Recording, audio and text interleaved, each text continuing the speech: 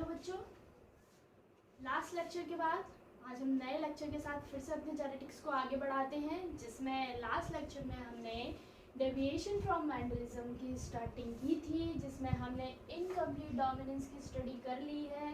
ये कंप्लीट हो गया हमारा। और को डोमिनेंस की स्टडी भी हमने कर ली है, मतलब हम इनकम्प्लीट डोमिनेंस और को डोमिनेंस को कंप्लीट कर चुके हैं। आज हम पढ़ने वाले हैं मल्टीपल अलील्स। तो टुडेज टॉपिक इज मल्टीपल अलील के मल्टीपल अलील। वही देखिए, हर बार तुम लोग को यही समझाया है कि आप वर्ड से याद रखिए, वर्ड से याद रखेंगे आपको डेफिनेशन रटने की ज़रूरत कभी भी नहीं होगी। तो इनकम्प्लीट डोमिनेंस में हमने क्या पढ़ा था कि कोई भी F1 जनरेशन में हमें क्या मिलता है, कोई एक डोमिनेंट अलील जो है वो देखने को नहीं मिलता है। हमें कैसा दिखाई देता है, दोनों ही जीन जो हैं वो अपना पूरा डोमिनेंस शो नहीं कर पाते, जिसके कारण हमें इंटरमीडिएट मिलता है। याद कीजिए पिंक कलर। को डोमिनेंस में हमने पढ़ा कि भाई F1 जनरेशन में हमें दोनों जो अलील थे वो कैसा, दोनों अपना अपना एक्सप्रेशन दोनों ही शो कर रहे हैं, दोनों ही बराबर अपना एक्सप्रेशन शो कर रहे हैं, जिसके कारण हमें कैटल का कलर रोन कलर्ड मिला था। मतलब वाइट कलर पर ब्लैक पैचेस जो है वो हमें देखने को मिलते हैं, जिसमें दोनों ही अलील जो हैं वो क्या कर जाते हैं भाई, दोनों ही अलील अपना अपना एक्सप्रेशन शो कर देते हैं। तो वो था हमारा को डोमिनेंस, मतलब एक साथ दोनों अलील जो है वो अपना प्रेजेंस शो करे या एक्सप्रेशन दे। इनकम्प्लीट या दोनों ही कम्प्लीटली, मतलब कोई एक अलील जो है वो पूरी तरह सफिशिएंट नहीं है दूसरे अलील को डोमिनेट करने के लिए, तो थोड़ा सा वो बन रहा है, थोड़ा सा वो बन रहा है, ना तो ये इसे ओवरलैप कर सकता है और ना ही ये वाला अलील इसे ओवरलैप कर सकता है। तो क्या रास्ता होता है कि दोनों आपस में मिक्स होकर क्या कर जाते हैं भाई, इंटरमीडिएट को जन्म दे देते हैं। ठीक, तो ऐसे ही आगे बढ़ते हैं हम अपनी चेन में। तो वो है हमारा मल्टीपल अलील। मल्टीपल अलील का मतलब क्या हुआ कि मेंडल ने कहा था कि भाई एक फिनोटाइपिक जो एक्सप्रेशन है उसे pair of Aleel he control करेंगे। मतलब हमने बात की थी हाइट की, ठीक, तो हाइट को कंट्रोल करने वाला एक जीन होगा, ठीक, वो जीन जो है, मतलब हाइट को कंट्रोल करने वाला एक जीन के दो ही ऑल्टरनेटिव फॉर्म थे, कैपिटल टी और स्मॉल टी, ठीक है। इस हाइट के दो ही एलीलिक फॉर्म थे जो इस हाइट को कंट्रोल कर रहे थे। क्या हमें कोई तीसरा एलीलिक फॉर्म मिला? नहीं मिला अकॉर्डिंग टू मेंडलिज्म, लेकिन ऐसा हमेशा नहीं होता है, ठीक। जब किसी एक कैरेक्टर को दो से ज्यादा अलील जो है वो कंट्रोल करना शुरू कर दें, उसी को हम मल्टीपल अलील कहते हैं। कैसे कहते हैं भाई, इसका बड़ा अच्छा, भाई आगे के ये जो टॉपिक्स हैं इन्हें भी हम कंटिन्यू करेंगे। तो आज हम बात करेंगे केवल मल्टीपल अलील की। इनकम्प्लीट डोमिनेंस हम स्टडी कर चुके हैं, को डोमिनेंस हम स्टडी कर चुके हैं, तो इन्हें अभी हम यहाँ से हटाते हैं। हम केवल और केवल आज स्टडी करने वाले हैं मल्टीपल अलील्स की, मल्टीपल अलील्स। चलिए, तो इसका बड़ा अच्छा एग्जाम्पल, हम एग्जाम्पल से ही समझेंगे भाई, बड़ा अच्छा एग्जाम्पल है ब्लड ग्रुप ऑफ ह्यूमंस, ठीक है, ब्लड ग्रुप ऑफ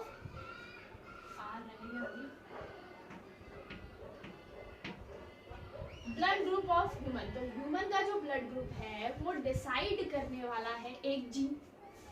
ह्यूमन का ब्लड ग्रुप एक जीन डिसाइड करेगा, लेकिन उसके होते हैं तीन अलील। एक होता है IA, दूसरा होता है IB और तीसरा होता है IO, जिसे हम नॉर्मली स्मॉल i से भी डिनोट करते हैं, ठीक है। मतलब क्या हुआ, ह्यूमन बॉडी में ब्लड ग्रुप को डिसाइड करने वाला एक जीन जो हो गया वो जीन हमारा I, और उस I के तीन ऑल्टरनेटिव फॉर्म्स हो गए हमारे, तीन अलीलिक फॉर्म। लेकिन मेंडल ने क्या कहा था, एक जीन के हमेशा दो ही ऑल्टरनेटिव फॉर्म होंगे, तीसरा नहीं होगा। लेकिन यहाँ पे क्या है भाई, ब्लड ग्रुप को डिसाइड करने वाला एक जीन है और इस जीन को तीन अलीलिक फॉर्म जो है वो कंट्रोल कर रही हैं। जैसे हम बात करते हैं कि अगर ब्लड ग्रुप A होता है, अगर ब्लड ग्रुप हमें मिलता है, भाई आप जानते हैं एबीओ सिस्टम, तो उस एबीओ सिस्टम में हमें क्या मिलता है, हमें चार ब्लड ग्रुप मिलते हैं, ए बी जो है वो देखने को मिलते हैं। तो अगर हम ब्लड ग्रुप किसी इंडिविजुअल का ब्लड ग्रुप अगर ए है, क्लियर, तो उसका जो जीनोटाइपिक एक्सप्रेशन होगा वो क्या होगा, IA या फिर IA स्मॉल आई, या फिर हम इसे स्मॉल आई ना लिखते हुए I0 लिखते हैं। ठीक है, इन दोनों में से जो भी जीनोटाइप इस इंडिविजुअल के पास होगा उसका blood group A he decide होगा। क्लियर, देखिए इनमें से ये दोनों जो ब्लड ग्रुप है ये हमेशा डोमिनेंट होते हैं। हमेशा कैसे होते हैं, डोमिनेंट। और ये जो ब्लड ग्रुप रह जाता है हमारा, ये ऑलवेज रिसेसिव होता है, ये कभी भी डोमिनेंट नहीं हो सकता, ये हमेशा रिसेसिव मोड में आएगा। और ये दोनों जो है वो हमेशा डोमिनेंट फॉर्म में हमें नजर आते हैं। तो क्या हुआ भाई, ए ब्लड ग्रुप है, अगर ए ब्लड ग्रुप है तो उसका जीनोटाइपिक फॉर्म क्या होगा, IA, और इसका क्या होगा, IA I0। ठीक, अगर हमारा बी ब्लड ग्रुप है तो इसका हमें जीनोटाइप क्या मिलेगा, IB या फिर IB I0 मिलेगा। और अगर ब्लड ग्रुप हमारा क्या हो जाएगा, AB, तो हमें क्या मिलने वाला है, IA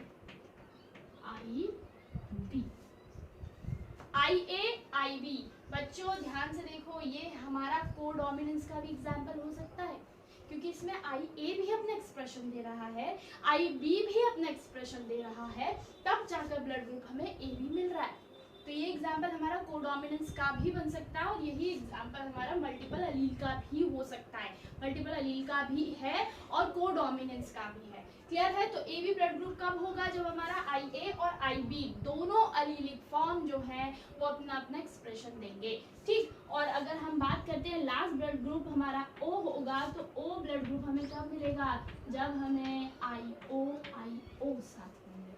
ठीक है, या फिर हम इसे नॉर्मली स्मॉल आई से डिनोट करते हैं। तो वही चीज, जब रिसेसिव जो है वो किस स्टेज में मिलेगा, हमें होमोजाइगस फॉर्म में मिलेगा, तभी वो अपना एक्सप्रेशन देगा और हमें O ब्लड ग्रुप देखने को मिलता है। मतलब क्या हुआ कि भाई इसीलिए तो O ब्लड ग्रुप जो है वो सबसे ज्यादा रेयर कंडीशन में मिलता है, क्योंकि ये कंडीशन बनना बहुत ज्यादा सिंपल नहीं होती। हमें नेक्स्ट जनरेशन F2 जनरेशन में हमें मिलता है, ये F1 जनरेशन में तो कभी हमें मिला ही नहीं। ठीक है, तो F2 जनरेशन में भी एक ही मिलता है, ऐसा नहीं 2-4 मिल जाते हैं, केवल एक ही इंडिविजुअल ऐसा मिलता है जिसमें हमें होमोजाइगस कंडीशन रिसेसिव अलील की मिलती है। तो रिसेसिव अलील जब होमोजाइगस फॉर्म में होगा तब ये अपना एक्सप्रेशन शो करेगा। तो मल्टीपल अलील क्या हो गया भाई, मल्टीपल अलील एक ऐसी कंडीशन है जिसमें एक कैरेक्टर को एक से ज्यादा अलील जो है, दो से ज्यादा अलील जो है वो कंट्रोल करते हैं,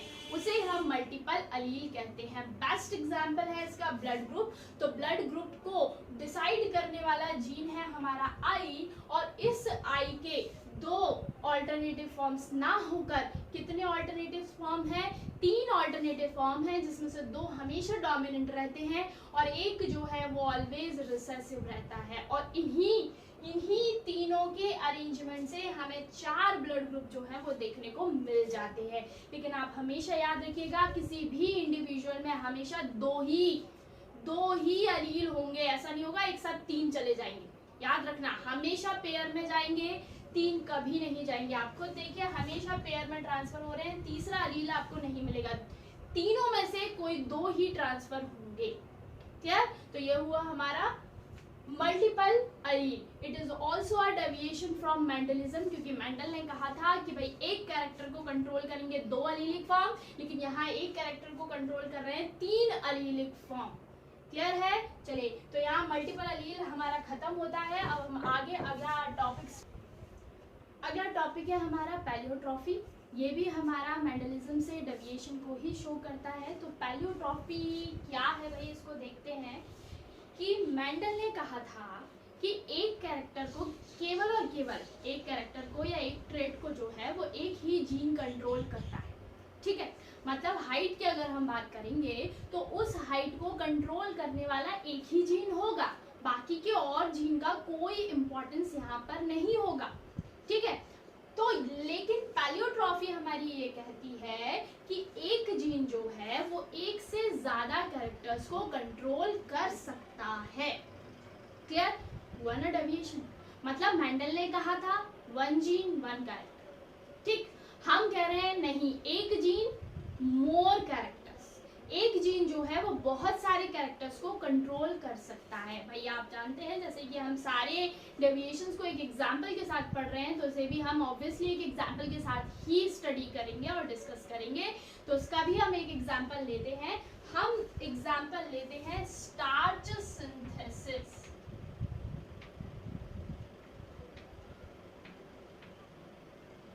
starch synthesis in pea seeds। Starch synthesis in pea seeds। भाई मेंडल ने शुरू से ही मटर की बात की है, तो हम भी मटर का एग्जांपल लेते हैं। मटर के पौधे में, सॉरी मटर के सीड्स में स्टार्च का सिंथेसिस, ठीक है। तो मटर के पौधे में स्टार्च के फॉर्मेशन को कंट्रोल करने वाला है हमारा एक जीन, ठीक है। और उसके ऑल्टरनेटिव फॉर्म्स है हमारे कैपिटल बी और स्मॉल बी, ठीक। अब जब हमें कैपिटल बी और कैपिटल बी फॉर्म मिलता है, इसका मतलब ये है कि स्टार्च का फॉर्मेशन जो है वो इस सीड में एक अच्छे लेवल पर हो रहा है, ठीक है। मतलब परफेक्ट जितना होना चाहिए उतना हो रहा है। और अगर इसके अपोजिट हमें स्मॉल बी जीन अगर हमें मिलता है, मतलब ये फॉर्म अगर हमें मिलता है, तो इसमें हम देखेंगे कि स्टार्च का फॉर्मेशन नहीं हो रहा है, ठीक है। मतलब इसमें स्टार्च सिंथेसिस कंप्लीट जितनी सीड को चाहिए उतनी हो रही है, और इसमें स्टार्च का फॉर्मेशन नहीं हो रहा because it is dominant and it is recessive. Done. चलिए अब हम कराते हैं इनकी क्रॉसिंग। क्रॉसिंग के बाद हमें क्या मिलेगा? यहाँ हमें गैमीट मिलेंगे, capital B small B, fusion हुआ और हमें क्या मिल गई? F1 जनरेशन यहाँ पर मिल जाती। ये हमारी पेरेंटल जनरेशन हो गई, ये हमारी F1 जनरेशन, ठीक है। तो हमें क्या मिला? Capital B and small B, एक क्या मिल गया? इंटरमीडिएट मिल गया। अब हमने इसके स्टार्च सिंथेसिस की स्टडी की, तो जब हमने इसके स्टार्च फॉर्मेशन की स्टडी की तो हमने क्या देखा कि ये स्टार्च तो फॉर्म कर रहा है। क्या कर रहा है? स्टार्च तो फॉर्म कर रहा है, लेकिन इंटरमीडिएट स्टार्च का फॉर्मेशन कर रहा है। कंप्लीट पूरी तरीके से इस कैपिटल बी की तरह ये कंप्लीट स्टार्च तो नहीं बना पा रहा, लेकिन कुछ तो बना रहा है। ये बिल्कुल नहीं बना रहा था। भाई कैपिटल बी जीन डोमिनेंट है इसके पास, तो कुछ ना कुछ तो अपना एक्सप्रेशन देगा। तो यहाँ हमें इंटरमीडिएट मिला। कोशिश कीजिए अब इसी चीज को आप दूसरे कैरेक्टर से कनेक्ट करने की कोशिश कीजिए। पहला कैरेक्टर हमने क्या लिया है? स्टार्च सिंथेसिस, स्टार्च का फॉर्मेशन, यही जुड़ा हुआ है हमारा दूसरा कैरेक्टर, वो है शेप ऑफ सीड। सीड की शेप, जिसमें स्टार्च का फॉर्मेशन कंप्लीट होगा, जिसमें स्टार्च का फॉर्मेशन अच्छा होगा, वो सीड हमारा कैसा बनेगा? राउंड बनेगा। हो गए दो कैरेक्टर। स्टार्च का फॉर्मेशन अच्छा है, शेप कैसी है? राउंड। स्टार्च का फॉर्मेशन अच्छा नहीं है, शेप कैसी हो जाएगी? रिंकल्ड। ये मैं समझा चुकी हूँ, पहले भी एग्जाम्पल दिया था मैंने ये। तो स्टार्च सिंथेसिस अच्छी होगी, शेप राउंड होगा। स्टार्च सिंथेसिस अच्छी नहीं होगी, शेप कैसा होगा? रिंकल्ड। और F1 जनरेशन में हमें क्या मिल गया? F1 जनरेशन में हमें स्टार्च सिंथेसिस तो कैसी मिली? इंटरमीडिएट। कैसी मिली बच्चों? इंटरमीडिएट। लेकिन शेप कैसा मिला? राउंड, क्योंकि स्टार्च तो बन रहा था ना भाई। स्टार्च क्या हो रहा था? स्टार्च तो फॉर्म हो रहा था, तो शेप कैसी हो गई? राउंड हो गई। अनब्रांच्ड स्टार्च ब्रांच्ड स्टार्च में कन्वर्ट हो जाती है। याद कीजिए स्टार्च ब्रांचिंग एंजाइम। तो यहाँ जब स्टार्च का फॉर्मेशन हो रहा है, शेप राउंड मिलेगी। तो दो कैरेक्टर, भाई क्या हुआ? एक ही जीन था, जीन एक ही था जो स्टार्च को फॉर्म कर रहा है, क्लियर। लेकिन वो दो कैरेक्टर को कंट्रोल कर रहा है। पहला कैरेक्टर तो स्टार्च का फॉर्मेशन ही हो गया, दूसरा कैरेक्टर क्या हो गया? दूसरा कैरेक्टर हो गया सीड का शेप। अच्छा स्टार्च बनेगा सीड का शेप अच्छा रहेगा, स्टार्च अच्छा नहीं बनेगा, सीड का शेप रिंकल्ड हो जाएगा। तो एक ही जीन जो है वो एक से ज्यादा कैरेक्टर को क्या कर रहा है, कंट्रोल कर रहा है, एक से ज्यादा कैरेक्टर को कंट्रोल कर रहा है। तो हम क्या कह सकते हैं, हम कह सकते हैं कि भाई वन जीन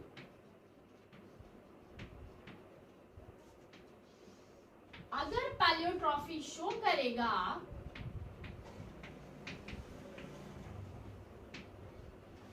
तो वो क्या करेगा भाई, मल्टीपल ट्रेड्स को कंट्रोल करेगा।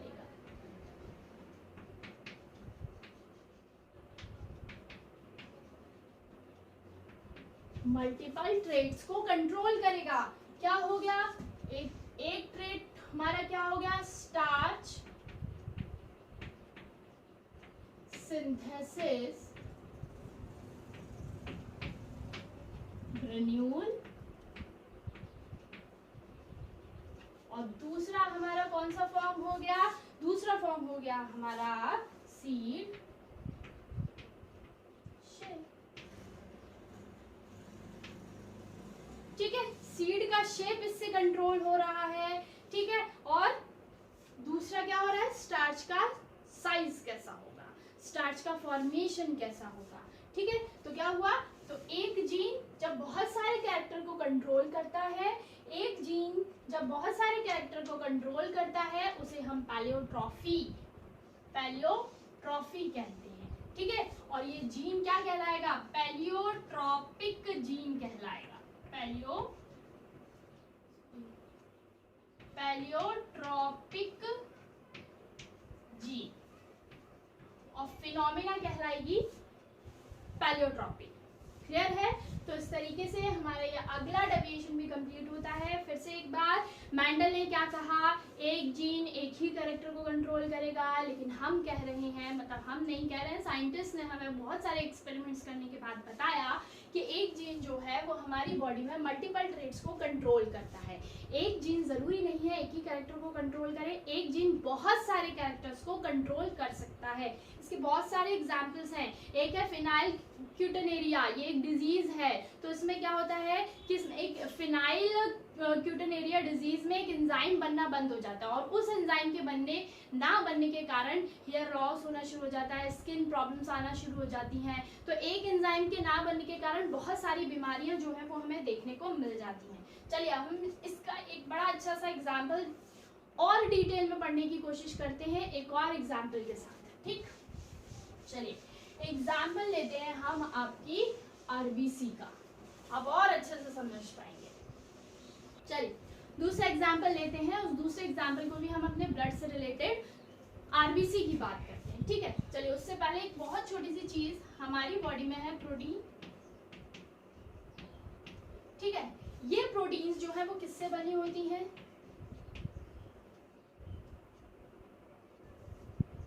Amino acids. क्लियर है, बहुत सारे अमीनो एसिड्स आपस में जुड़ते हैं और प्रोटीन की एक लंबी सी चेन को फॉर्म करते हैं। ठीक है, चेन को फॉर्म करते हैं। तो क्या हुआ, एक अमीनो एसिड, ये अमीनो एसिड आपस में इस तरीके से जुड़े होते हैं। ठीक है, हम लिख देते हैं ये अमीनो एसिड हुए हमारे, आपस में जुड़े हैं, प्रोटीन चेन को फॉर्म कर रहे हैं। अब एक अमीनो एसिड हमने लिया, हमारे पास था एक अमीनो एसिड जो था ग्लूटामिक एसिड। ठीक है, अब ये ग्लूटामिक एसिड गलती से नहीं कहेंगे एग्जैक्टली, सडनली चेंज के कारण, सडन चेंज क्या होता है, म्यूटेशन। क्लियर, तो अचानक हुए बदलाव के कारण कन्वर्ट हो गया वेलिन में। किसमें कन्वर्ट हो गया, वेलिन में। किसके कारण कन्वर्ट हुआ, म्यूटेशन के कारण। किसके कारण कन्वर्ट हुआ, म्यूटेशन के कारण। एक ही जगह पर चेंज हुआ है, इसीलिए इस म्यूटेशन को हम पॉइंट म्यूटेशन कहेंगे। ठीक है, क्योंकि एक ही पॉइंट पे तो बदलाव हुआ है, बहुत सारी जगह तो नहीं हुआ। क्या हुआ, मानते हैं कि ये वाला हमारा ग्लूटामिक एसिड था, इसमें कुछ म्यूटेशन हुआ, सडन चेंजेस आए, जिसके कारण ये जो म्यूटेशन के कारण ये ग्लूटामिक एसिड किस में कन्वर्ट हो गया, वेलिन में कन्वर्ट हो गया। अब वेलिन में ये कन्वर्ट होगा, इसको मैं चलो कुछ चेंज करते हैं, ये वेलिन में कन्वर्ट हो गया तो अलग टाइप का जो है वो अमीनो एसिड फॉर्म करेगा। तो क्या प्रोटीन में बदलाव होगा, क्या प्रोटीन चेन में कोई चेंज आएगा? बिल्कुल सही सोच रहे हैं आप, प्रोटीन चेन भी बदलेगी, प्रोटीन भी अपना एक्सप्रेशन चेंज करेगा। डेफिनेट बात है भाई, कोई अमीनो एसिड पहले जो प्रोटीन चेन बन रही थी उसका काम अलग था, अब म्यूटेशन के कारण दूसरी प्रोटीन चेन बनी है, उसका काम अलग हो जाएगा। कुछ ना कुछ तो चेंज होगा ही ना, बस उसी चेंज को, इस चीज को आप याद रखिए। हम आगे बात करते हैं, यहाँ तक क्लियर हुआ आप? क्या हुआ, म्यूटेशन के कारण ग्लूटामिक एसिड जो है वो हमारा किस में कन्वर्ट हो गया है, वेलिन में कन्वर्ट हो गया है, जिसके कारण हमारा जो नॉर्मल प्रोटीन चेन थी वो बदल गई, चेंज हो गई। ठीक है, चलिए अब आगे बात करते हैं। हमारे पास है एक आरबीसी, और इस आरबीसी का जो शेप होता है वो वाई कॉनकेव होता है। ठीक है, कैसा शेप होता है, बाई कॉनकेव शेप होता है। क्यों होता है बाई कॉनकेव शेप, जिससे इसका सरफेस एरिया, क्या भाई, सरफेस एरिया बढ़ जाता है, जिसके कारण ज्यादा से ज्यादा ऑक्सीजन ये कैरी कर सकता है।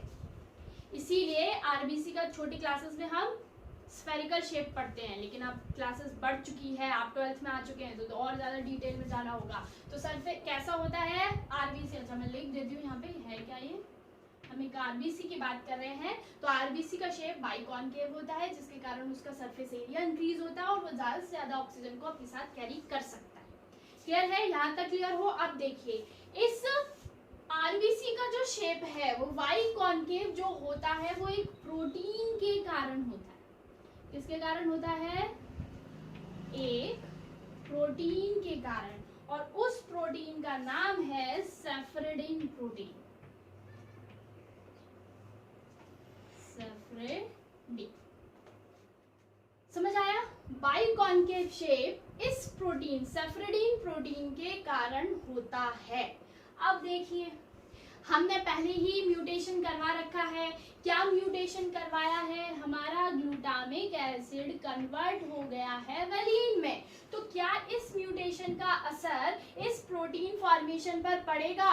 बिल्कुल पड़ेगा, और जिसके कारण ये सेफ्रेडिन का फॉर्मेशन होना क्या हो जाएगा, बंद हो जाएगा। भाई प्रोटीन चेंज हुआ है तो इफेक्ट शो होगा या नहीं होगा?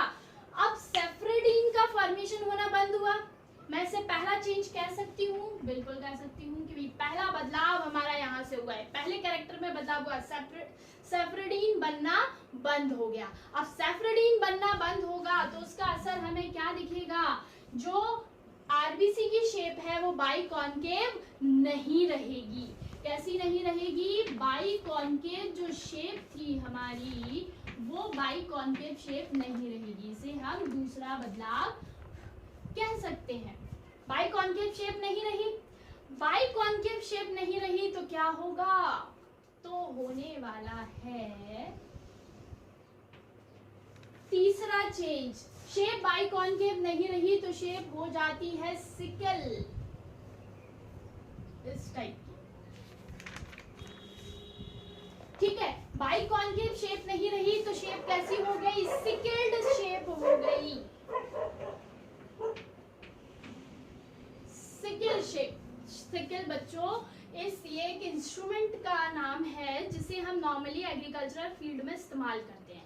ठीक है, एग्रीकल्चर फील्ड में जो वीड्स होते हैं उनको मैनुअली कट करने के लिए यूज किया जाता है। आप लोग ने शायद इस तरीके का कुछ देखा हो, इस तरीके का शेप होता है और यहाँ पे ये हैंडल से जुड़ा रहता है। ठीक है, इस तरीके का इंस्ट्रूमेंट होता है। तो कैसी आरबीसी की शेप कैसी होगी, सिकल्ड हो गई। तो क्या मैं इसे तीसरा बदलाव कह सकती हूँ? चलिए, थर्ड चेंज हमें दिखाई दिया। अब सिकल शेप हो गया, सिकल शेप हो गया तो यहाँ से ऑक्सीजन कैरिंग कैपेसिटी कम हो गई, बिल्कुल कम हो गई। ऑक्सीजन कैरिंग कैपेसिटी कम हो गई तो क्या हुआ भाई, जरा हम एक कैपिलरी बनाते हैं, ये एक पतली सी कैपिलरी है। जब हमारी आरबीसी कैसी थी, जब हमारी आरबीसी बाइकॉनकेव थी तो वो अपने शेप को इस तरीके से घुमाते हुए आसानी से ऐसे हिलाते डुलाते, क्योंकि ये फ्लेक्सिबल है, करते हुए क्या हो गई, इसमें से आगे निकल जाती है। लेकिन सिकल शेप को क्या प्रॉब्लम हो गई, सिकल शेप जो हमारी आरबीसी थी वो आके यहाँ पे क्या हो गई, इकट्ठा होना शुरू हो गई, इकट्ठी होनी शुरू हो गई, फंसने लगी। और इस प्रोसेस को हम सिकलिंग प्रोसेस कहते हैं। क्या होना शुरू हुआ, ये आपस में स्कैपुलरी के अंदर इकट्ठी होती चली गई, इकट्ठी होती चली गई, इकट्ठी हुई तो क्या हो गया, ब्लड का क्लॉट, क्लॉट बन गया। हो गया हमारा फोर्थ चेंज, ब्लड का क्लॉट हुआ, जिसके कारण क्या हुआ भाई, अब इस क्लॉट को हटाना पड़ेगा या नहीं, बिल्कुल हटाना पड़ेगा। इस क्लॉट को जब हटाया, हमारी बॉडी में भी नेचुरली ये प्रोसेस होती है कि अगर कहीं ब्लड की क्लॉटिंग हो जाती है तो नेचुरली उसे हटाया जा सकता है। ठीक, इस क्लॉट को हटाया गया, क्लॉट को हटाया जाएगा तो बहुत सारी जो आरबीसीज हैं वो डिस्ट्रॉय होंगी, बहुत सारी आरबीसी क्या होंगी, डिस्ट्रॉय होंगी। ये हो गया हमारा फिफ्थ चेंज, बहुत सारी आरबीसी डिस्ट्रॉय होंगी। आरबीसी डिस्ट्रॉय होंगी तो ऑक्सीजन कैरिंग कैपेसिटी बिल्कुल खत्म हो जाएगी। जब आरबीसी ही नहीं है तो ऑक्सीजन ले जाने वाला कौन, कोई भी नहीं। ठीक, तो ये क्या हो गया हमारा सिक्स्थ चेंज कहा जा सकता है इसको, बिल्कुल। और एट लास्ट क्या हो गया भाई, एट लास्ट बीमारी हो गई हमें एनीमिया, क्योंकि ऑक्सीजन को कैरी करने वाला जो आरबीसी था हमारा वो क्या हो गया, खत्म हो गया और डिजीज हमें देखने को मिली एनीमिया, और ये हो गया हमारा सेवेंथ चेंज। तो आप खुद देखिए इसमें कि एक ग्लूटामिक एसिड के वैलीन में कन्वर्ट हो जाने के कारण कितने सारे बदलाव आपको दिखाई दे रहे हैं। केवल एक ग्लूटामिक एसिड वैलीन में चेंज हुआ है, म्यूटेशन हुआ हल्का सा, सैफरडीन का बनना बंद हुआ, सैफरडीन बनना बंद हुआ, जो बाइकॉन्केव शेप थी आरबीसी की वो बाइकॉन्केव ना होकर शिकल शेप्ड हो गई। शिकल शेप के कारण ये कैपिलरीज में फंसना शुरू हो गई और क्लॉटिंग हुई, सिकलिंग प्रोसेस परफॉर्म हुई। फिर इस क्लॉट को हटाने पर आरबीसी बहुत सारी डिस्ट्रॉय हुई, डिस्ट्रॉय होने के कारण जो ऑक्सीजन है वो ऑक्सीजन के कैरी करने की कैपेसिटी कम हुई ब्लड के पास, और जिसके कारण एनीमिया बॉडी में कॉज कर गया, मतलब खून की कमी। आरबीसी जो ब्लड का कलर रेड है वो आरबीसी के कारण ही है। अब ये आरबीसी ही नहीं रहेगी तो ऑक्सीजन को लेकर जाने वाला कोई नहीं रहेगा, जिसके कारण एनीमिया डिजीज हो जाती है। तो ओवरऑल क्या हुआ, पैलियोट्रॉपी को आपने समझा कि एक छोटे से म्यूटेशन के कारण इतने सारे बदलाव जो हैं वो हमें देखने को मिलते हैं। तो इस तरीके से पैलियोट्रॉपी भी हमारा खत्म होता है। आई थिंक आपको ये समझ में आया होगा। दूसरे एग्जाम्पल से आपको क्लियरली समझ आया होगा कि एक बदलाव के कारण कितने सारे चेंजेस जो हैं वो हमारी बॉडी में हो सकते हैं। एक जीन में चेंज हुआ लेकिन चेंजेस तो हमें बहुत सारे देखने को मिल रहे हैं ना। तो एक ही जीन बहुत सारी चीजों को कंट्रोल करता है, बहुत सारे कैरेक्टर्स को होल्ड करता है, कंट्रोल करके रखता है। तो बिल्कुल भी म्यूटेशन बॉडी में नहीं होना चाहिए, लेकिन कभी कभी अच्छा होता है म्यूटेशन। वो हम आगे म्यूटेशन को जब डिटेल में पढ़ेंगे तब बात करेंगे। ठीक, तब तक के लिए ऑल द बेस्ट।